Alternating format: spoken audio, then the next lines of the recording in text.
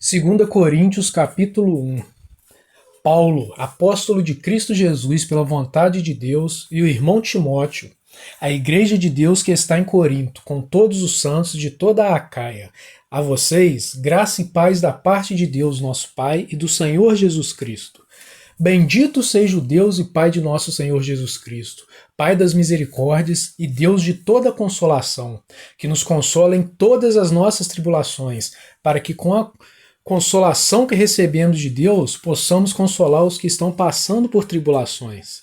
Pois assim como os sofrimentos de Cristo transbordam sobre nós, também por meio de Cristo transborda a nossa consolação. Se somos atribulados, é para a consolação e salvação de vocês. Se somos consolados, é para a consolação de vocês, a qual dá paciência para suportarem os mesmos sofrimentos que nós estamos padecendo.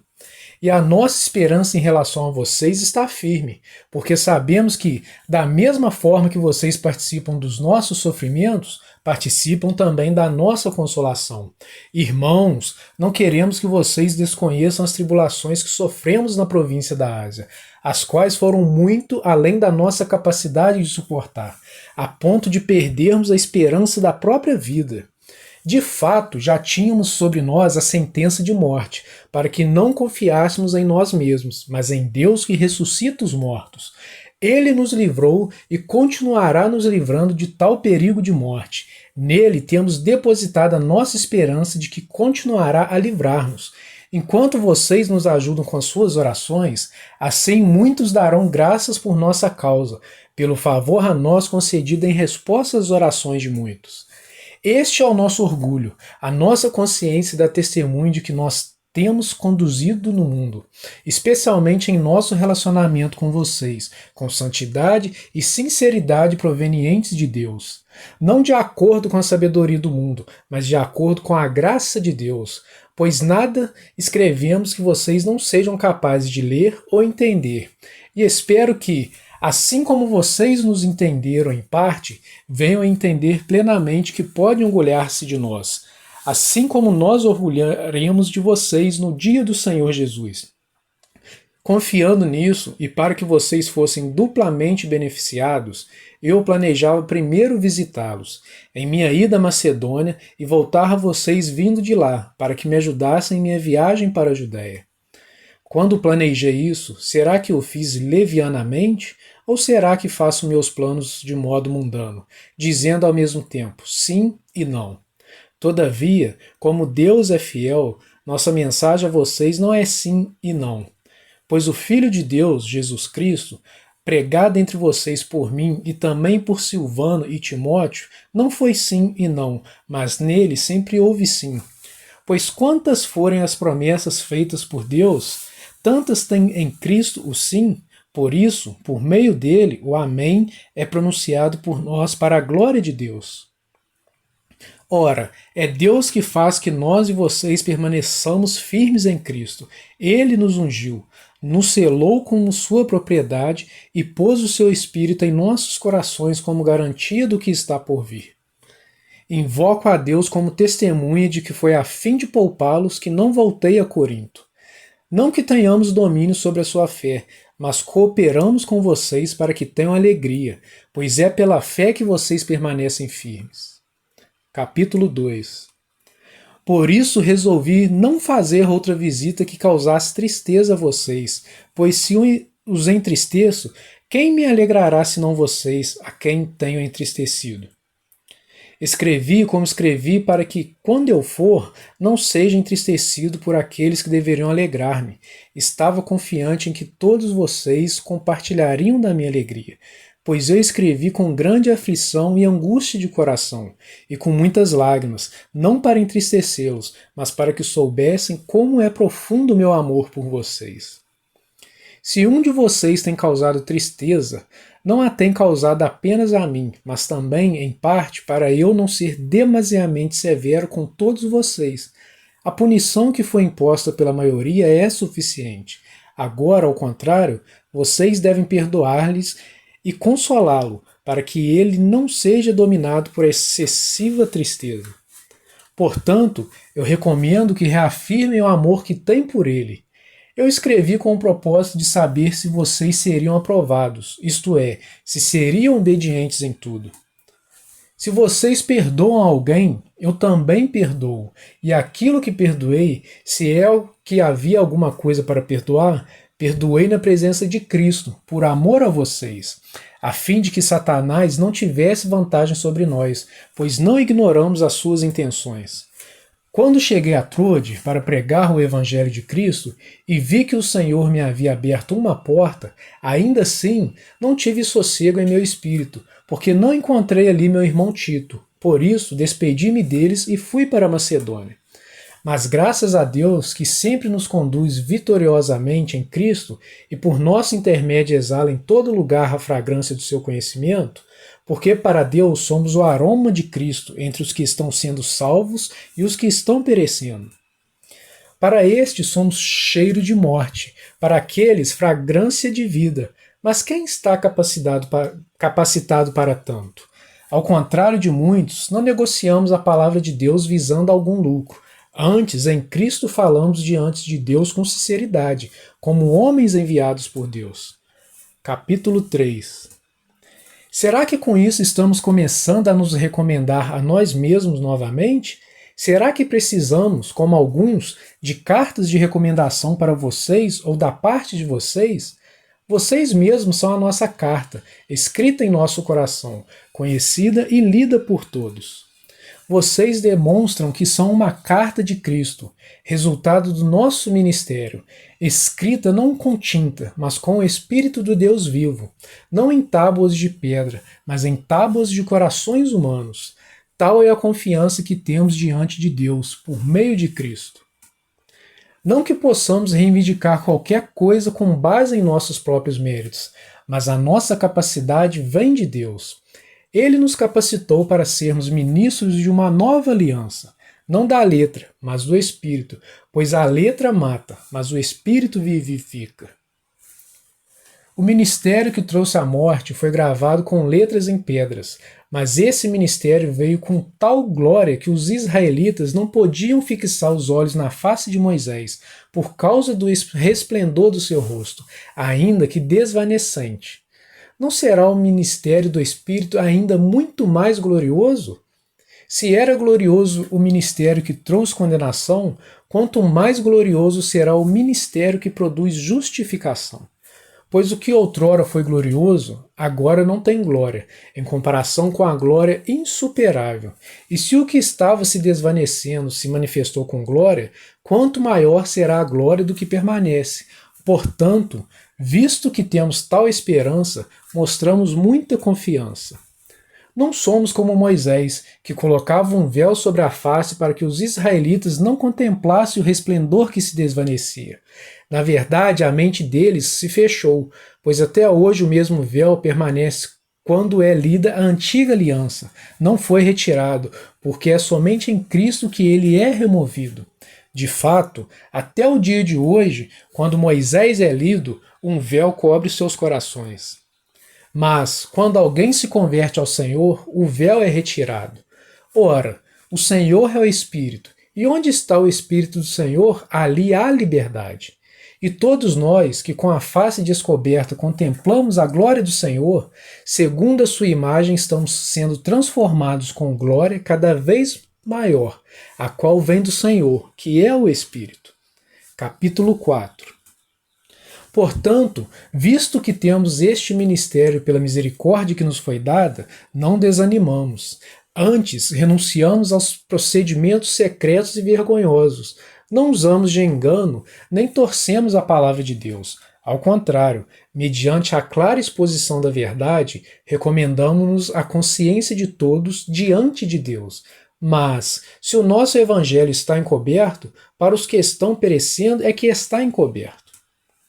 O Deus desta era cegou o entendimento dos descrentes, para que não vejam a luz do evangelho da glória de Cristo, que é a imagem de Deus. Mas não pregamos a nós mesmos, mas a Jesus Cristo, o Senhor, e a nós como escravos de vocês, por causa de Jesus. Pois Deus que disse, das trevas resplandece a luz, Ele mesmo brilhou em nossos corações, para a iluminação do conhecimento da glória de Deus na face de Cristo. Mas temos esse tesouro em vasos de barro, para mostrar que o poder que a tudo excede provém de Deus e não de nós.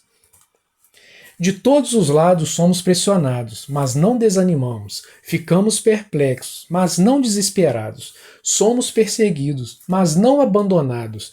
Abatidos, mas não destruídos. Trazemos sempre em nosso corpo o morrer de Jesus, para que a vida de Jesus também seja revelada em nosso corpo. Pois nós, que estamos vivos, somos sempre entregues à morte por amor a Jesus, para que a sua vida também se manifeste em nosso corpo mortal. De modo que em nós atua a morte, mas em vocês a vida. Está escrito: "Cri, por isso falei". Com esse mesmo espírito de fé, nós também cremos e por isso falamos. Porque sabemos que aquele que ressuscitou o Senhor Jesus dentre os mortos, também nos ressuscitará com Jesus e nos apresentará com vocês. Tudo isso é para o bem de vocês, para que a graça, que está alcançando um número cada vez maior de pessoas, faça que transbordem as ações de graça para a glória de Deus. Por isso não desanimamos, embora exteriormente estejamos a desgastar-nos, interiormente estamos sendo renovados dia após dia, pois os nossos sofrimentos leves e momentâneos estão produzindo para nós uma glória eterna que pesa mais do que todos eles. Assim, fixamos os olhos, não naquilo que se vê, mas no que não se vê, pois o que se vê é transitório, mas o que não se vê é eterno. Capítulo 5. Sabemos que, se for destruída a temporária habitação terrena em que vivemos, temos da parte de Deus um edifício, uma casa eterna nos céus, não construída por mãos humanas. Enquanto isso, gememos, desejando ser revestidos da nossa habitação celestial, porque, estando vestidos, não seremos encontrados nus. Pois, enquanto estamos nesta casa, gememos e nos angustiamos, porque não queremos ser despidos, mas revestidos da nossa habitação celestial, para que aquilo que é mortal seja absorvido pela vida. Foi Deus que nos preparou para esse propósito, dando-nos o Espírito como garantia do que está por vir. Portanto, temos sempre confiança e sabemos que, enquanto estamos no corpo, estamos longe do Senhor. Porque vivemos por fé e não pelo que vemos. Temos, pois, confiança e preferimos estar ausentes do corpo e habitar com o Senhor. Por isso, temos o propósito de lhe agradar, que estejamos no corpo, quer o deixemos. Pois todos nós devemos comparecer perante o tribunal de Cristo, para que cada um receba de acordo com as obras praticadas por meio do corpo, quer sejam boas, quer sejam más.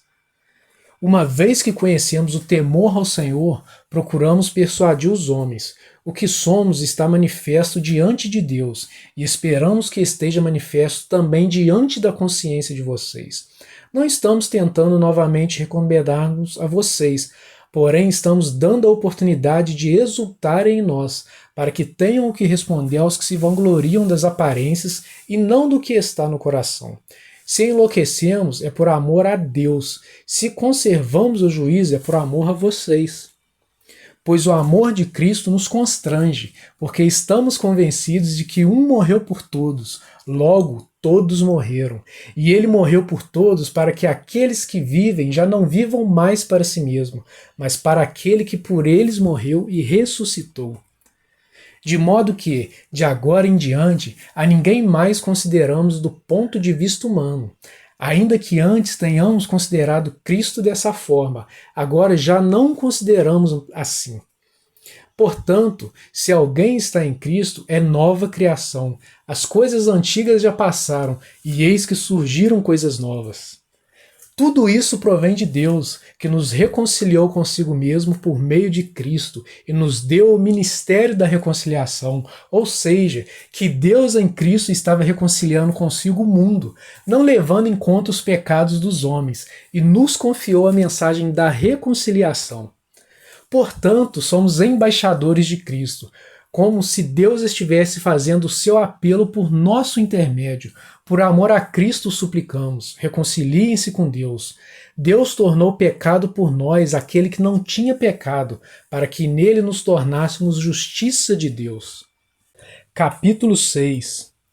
Como cooperadores de Deus, insistimos com vocês para não receberem em vão a graça de Deus, pois ele diz: eu o ouvi no tempo favorável e o socorri no dia da salvação. Digo que agora é o tempo favorável, agora é o dia da salvação. Não damos motivo de escândalo a ninguém, em circunstância alguma, para que o nosso ministério não caia em descrédito.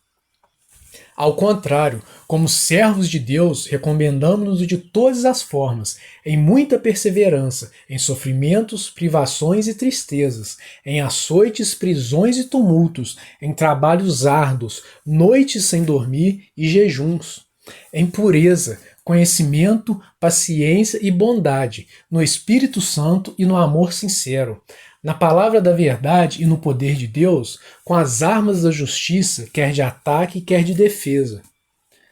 Por honra e por desonra, por difamação e por boa fama, tidos por enganadores, sendo verdadeiros, como desconhecidos, apesar de bem conhecidos, como se estivéssemos morrendo, mas eis que vivemos, espancados, mas não mortos, entristecidos, mas sempre alegres, pobres, mas enriquecendo muitos outros, nada tendo, mas possuindo tudo.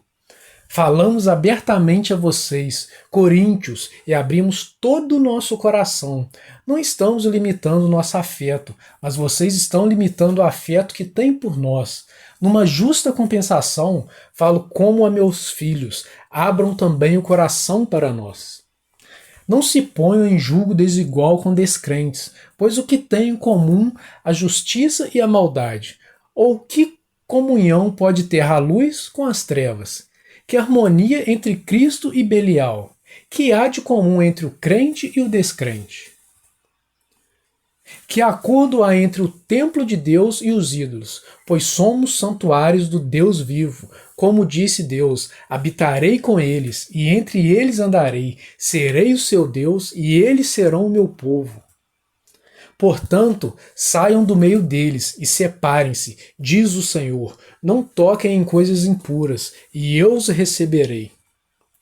E serei o seu pai, e vocês serão meus filhos e minhas filhas, diz o Senhor Todo-Poderoso. Capítulo 7. Amados, visto que temos essas promessas, purifiquemo-nos de tudo o que contamina o corpo e o espírito, aperfeiçoando a santidade no temor de Deus. Concedam-nos lugar no coração de vocês. A ninguém prejudicamos, a ninguém causamos dano, a ninguém exploramos. Não digo isso para condená-los. Já disse que vocês estão em nosso coração para juntos morrermos ou vivermos. Tenho grande confiança em vocês e de vocês tenho muito orgulho. Sinto-me bastante encorajado. Minha alegria transborda em todas as tribulações.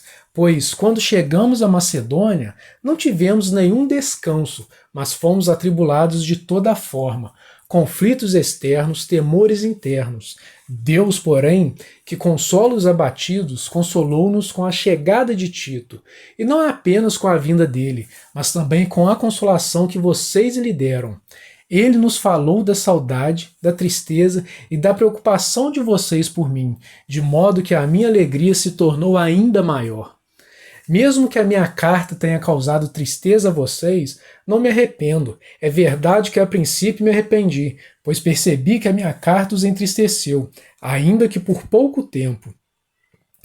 Além de encorajados, ficamos mais contentes ainda ao ver como Tito estava alegre, porque seu espírito recebeu refrigério de todos vocês.